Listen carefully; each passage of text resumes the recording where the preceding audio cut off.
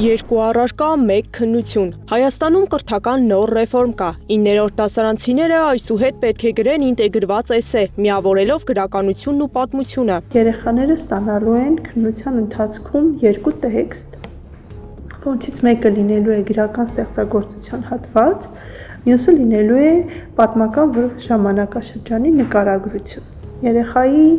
եւ լինելու է հարցադրում, այդ 2 տեքստերի վերաբերյալ մեկ միասնական հարցադրում։ 9-րդ դասարանի աշակերտը վերլուծելու է, համեմատելու եւ գրելու է էսե։ Նախարարությունը վստահ է, նոր ձևաչափը կօգնի հասկանալ, թե որքանով են աշակերտները մտածում եւ վերլուծում։ Փորձագետներն ու հետազոտողները զգուշացնում են, համակարգը պատրաստ չէ։ Էսեի առանձնահատկություններից մեկն այն է, որ դու պետք է կարողանաս հիմնավորումներ տալ եւ դրա համար դու պետքա բավական գիտելիք, փորձ, տրամաբանական կանոններ իմանաս։ Ես կարծում եմ, որ այս փուլում վաղաժամ է եւ մենք պետք է հաշտվենք այն իրողության հետ, որ առաջիկա տարիներին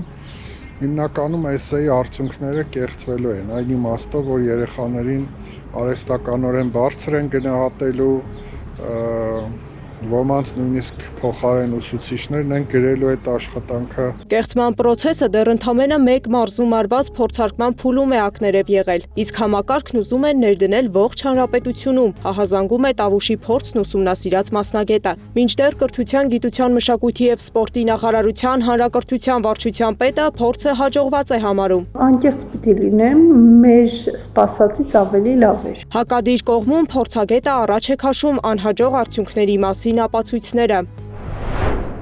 Կարդացինք 2024 թվականին ձեռագիր գրված ավելի քան 60 աշխատանքներ եւ անկեղծ ասած շատ զարմացանք, որ իրականում այդ աշխատանքների մեջ ավելի շատ գերակշռում էր պաթետիկ ոճը, հիմնականում նույն արտահայտություններն էին գրում երեխաները։ Շատ ակնհայտ էր, որ ուղղակի ուսուցչից ինչ լսել են, դա էլ գրել են, այնպիսի տպավորություններ անգամ, որ դա կարծես թելադրություն լիներ, որովհետեւ բոլորը նույն բառերով էին գրել։ Մարտիրոսյանի պնդմամբ պատրաստ չեն ոչ ուսուցիչները, ոչ աշակերտները։ Ուսուցիչները վերապատրաստման փուլ անցել են, բայց նրանց 12%-ն է միայն նշել, որ վերապատրաստումներն արդյունավետ են եղել։ Իրավիճակը շատ ավելի վատ է աշակերտների դեպքում։ Նոր համակարգին պատրաստ լինելու համար աշակերտը պետք է նախ էսե գրելու ձևը իմանա։ Ճիշտ կլիներ սկսել 5-րդ դասարանից, այսինքն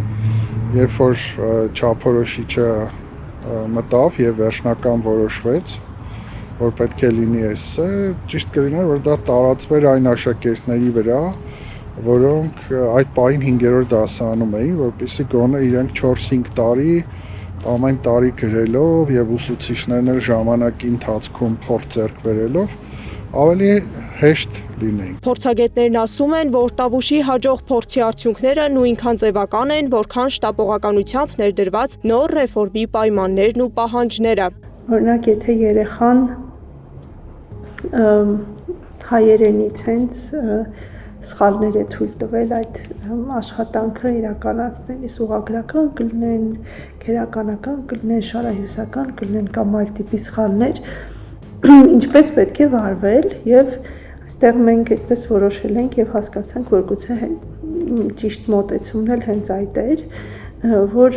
մենք իհարկե գրավորը ստուգելիս դրանք արձանագրում ենք, բայց գնահատման վրա դա չի անդրադառնում, որովհետև երեխաները հայոց լեզվից առանձին քննություն են հանձնելու, պարզաբանում է Սարգսյանը։ Փորձագետներն այլ կարծիք ունեն, երեխաները չեն կարող ոչ գրագետ լեզվով որակյալ բովանդակությամբ տեքստ գրել։ Հայերենի իմացությունը այստեղ ամենաաղաղակող բացթողումն է։ Երեխան չի կարող գրել շատ փայլուն մտքեր, բայց ոչ գրագետ հայերենով։ Եթե երեխան հայերենին չի տիրապետում, ինքը ինչ մտքեր էլ որ գրի, ես չեմ պատկերացնում ինչպես պիտի գնահատեն էլի այդ երեխայի գրած աշխատանքը։ 2025 թվականի Տավուշի էսսեների ուսումնասիրությունը եւս մի հակասական պատկեր է ցույց տալիս։ Աշխատանքների մեծ մասը գնահատվել է 8 եւ ավելի միավորով, մինչդեռ ցածր 1-ից 7 միավոր ստացած աշակերտներ գրեթե չեն եղել։ Միևնույն ժամանակ ուսումնասիրողները փաստում են նույն աշխատանքներում հաճախ բացակայում էր ինքնուրույն մտածողությունը, իսկ գնահատման մոտեցումները տարբեր դպրոցներում տարբեր էին։